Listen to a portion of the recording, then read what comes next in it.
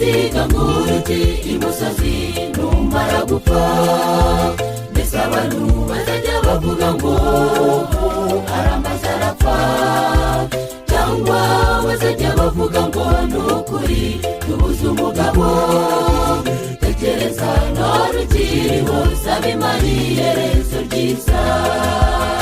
Ndabashuhuje inshuti bavandimwe bakristo bene data, by'umwihariko mwe mudahwema kubana natwe umunsi ku wundi bakunzi ba Shukuru TV official. Umwaka mushya muhira wa 2024, uyu ni wa mwanya mwiza twabateguriye kandi tubagezaho ibyegeranyo bitandukanye byiganjemo iby'iyobokamana. Kuri uno munsi tugiye kubabwira ibigwi n'amateka by'umubyeyi wa benshi ukunzwe n'abatari bake, Pr Ezra Mbyisi. Byinshi wamumenyaho nabikwegeranyirije mu buryo bw'incamake kuko wavuga ibye bwakwira bugake yakoze byinshi kandi byiza. Abenshi muramuzi, ni umwe ukunze gutebya muri ubu buryo. Ariko icyo kibazo hari umuntu muzima wakibaza ashaka watsinze umuntu ukifuza kwajurira nikosha singututse, ariko rero ungira ngo watejagura hari se cyo washakaga kubaza ngo twifuzaga kubajurira. Ngayo nguko ni umusaza ukunze gutebya kandi agasubizanya ubwenge bwinshi cyane ko anabugira Imana yamuhaye impano idasanzwe yo kwiga akamenya byinshi kandi akamenya no kubikoresha. Hanze aho uganiriye n'urubyiruko rwinshi ukunze kumva rutebya ruti nta myaka 100. Abenshi bihebye bakiri bato bakumva ko kugira imyaka 100 kuri bo bidashoboka. We imyaka 100 yarayigize kandi ubwo yayigiraga yari umusaza udasanzwe waganiraga byinshi cyane ukagira ngo ni n'umwana muto kuko yagusubizaga byimbitse kandi byanyabyo. Nawe ubwe hari igihe umubazaga ikibazo akabanza akakubwira ngo ngurusha ubwenge kandi ndi umusaza mu gihe we yabonaga kukiri muto. Umva nkaha ngaha ibanga ngo umuntu ambi ikintu mu ibanga njye kurya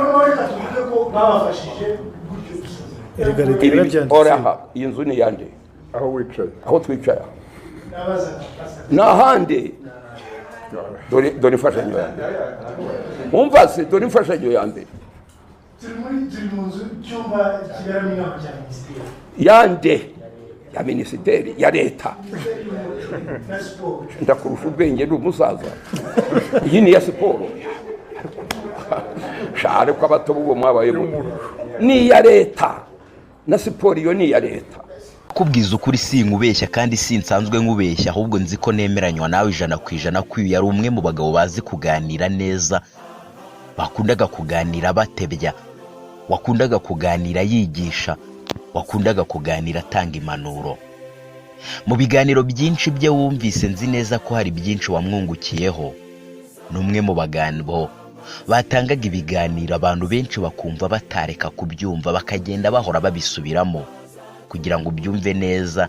Nimba bakuri izi mbuga nkoranyambaga nzi neza ko uyu mugabo muzi yarazwi na bose, yarazwi na benshi. Ni mu gihe yakundaga gutanga ibiganiro byiganjemo ubwenge bwinshi, urwenya rwinshi, impanuro nyinshi, inyigisho nyinshi. Kuri status z'abantu benshi batandukanye byabaga bigoye ko hashiraga umunsi urebye status z'abantu ariko nuboneho ijwi rye, video yakoze avuga ku bintu byinshi bitandukanye. Uyu yakundwaga n'abadivantiste w'umunsi wa 7, abatarabadivantiste w'umunsi wa 7.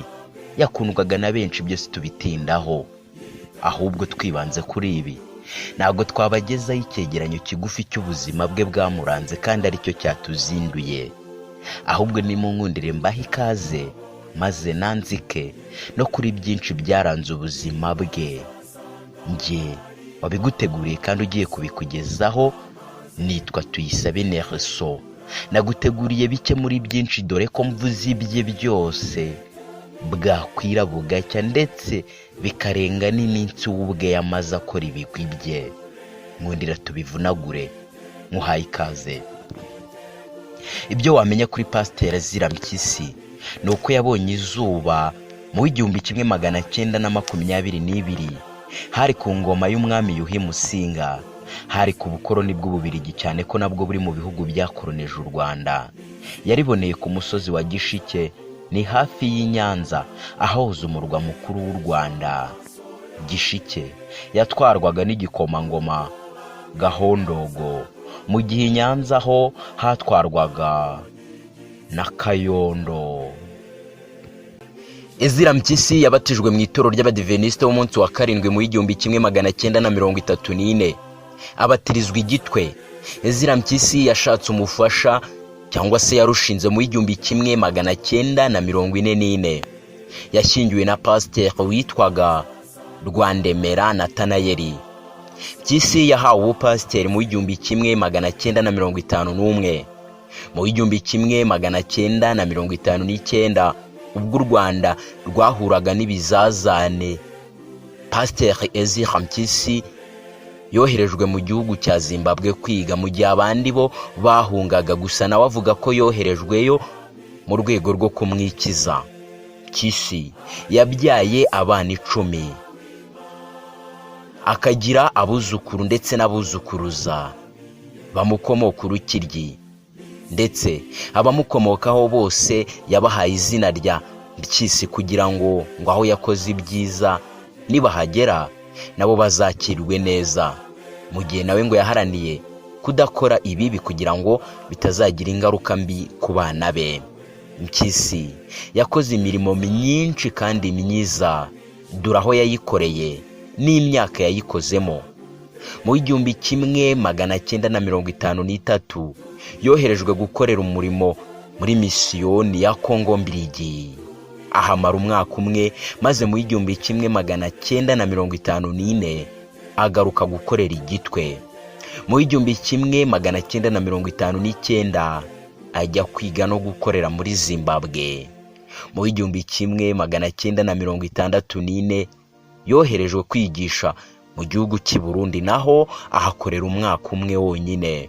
Mu 1965 igitwe babuza abarimu basaba Mbyisi ko aza kwigisha, ni nako kuhagaruka. Gusa ntabwo yahatinze kuko yahakoreye amezi 6, maze ngo abanyeshyari baramwibasira, nawe yigira inama yo guhunga ngo bataramuhitana, ahita ahungira muri misiyoni ya Kongo Mbiligi, cyane ko ngo yari yaranahakoreye nk'uko twabibonye haruguru.